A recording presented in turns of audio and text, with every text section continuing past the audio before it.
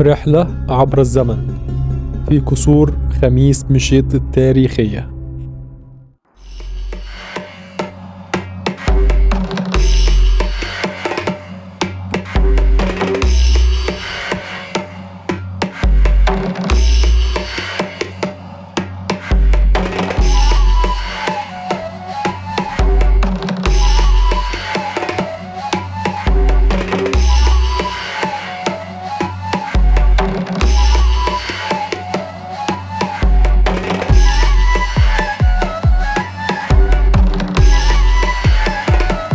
اهلا بيكم فيديو جديد في الكسور التاريخية في خميس مشيط. طبعا في الخلفية ورايا مش ظاهرة اي كسور خالص، لان انا لسه في طريقي الى الكسور التاريخية. قررت اخدها مشي واشارككم التجربة. كنت مفكر الموضوع يعني دقيقتين 3، طلع الموضوع نص ساعة مشي تقريبا. انا قربت يعني، بص المكان اللي انا هي تقريبا هو القصر اللي هناك دوت. تعال نروح ونشوف الكسور التاريخية.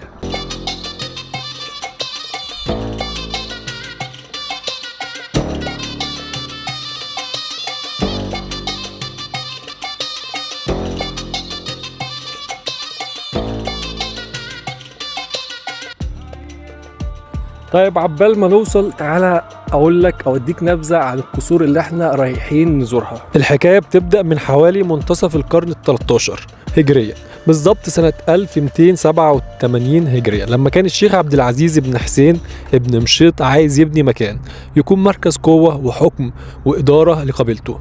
مش بيت عادي، لا، مجموعه كسور كامله تجمع فيها السلطه والاداره والضيافه. المواد المستخدمه في البناء هي الطين والرمله زي كتير من المباني التقليدية في منطقة عسير.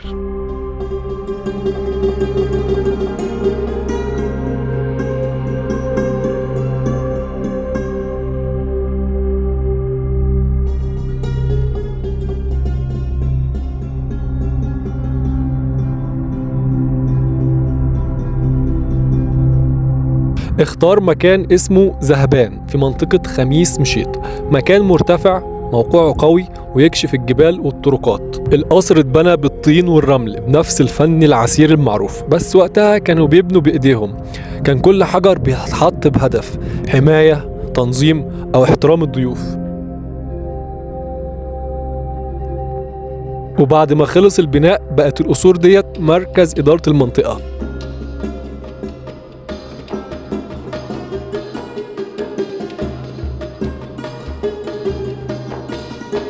وكان داخل القصور مسجد للناس كلها، مجالس للضيافة وحل القضايا، سكن للقاضي اللي تعين بعد توحيد المملكة على يد الملك عبد العزيز، مخازن الحبوب والمؤن، مرابط للخيل لأنها كانت رمز قوة وهيبة، أبراج مراقبة عشان لو في خطر يشوفوه من بدري. معرفتش أصور بعض الأماكن لأن النهاردة الجمعة والمكان كان مقفول، وشكرا للحارس اللي فتح لي وخلاني أدخل وأصور المكان من جوه.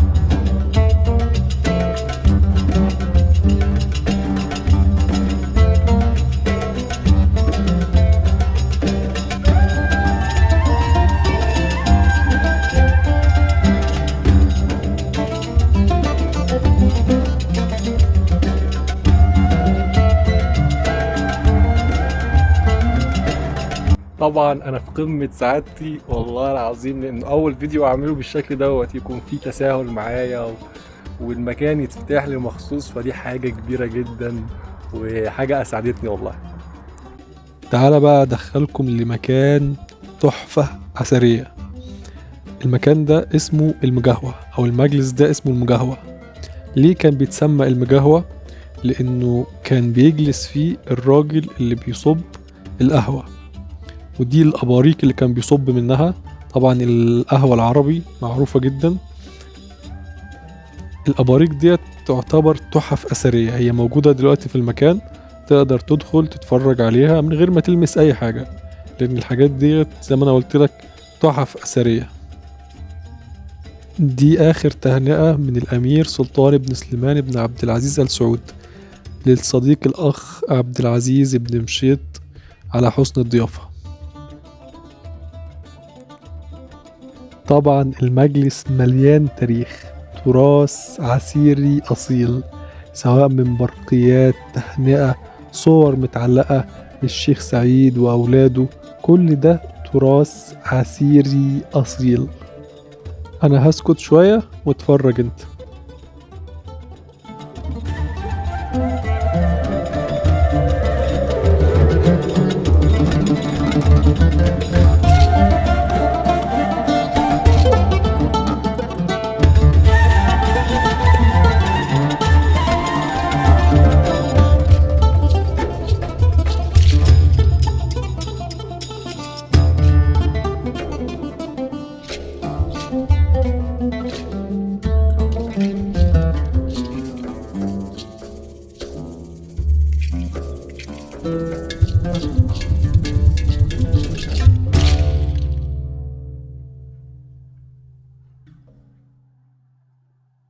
كده احنا خلصنا رحلتنا في قصور خميس. وفي اخر الفيديو اتمنى ان انتوا تكونوا استمتعتوا معانا بالتجربة الشيقة والجميلة والحلوة دي. ان شاء الله نكررها في مكان تاني. سلام.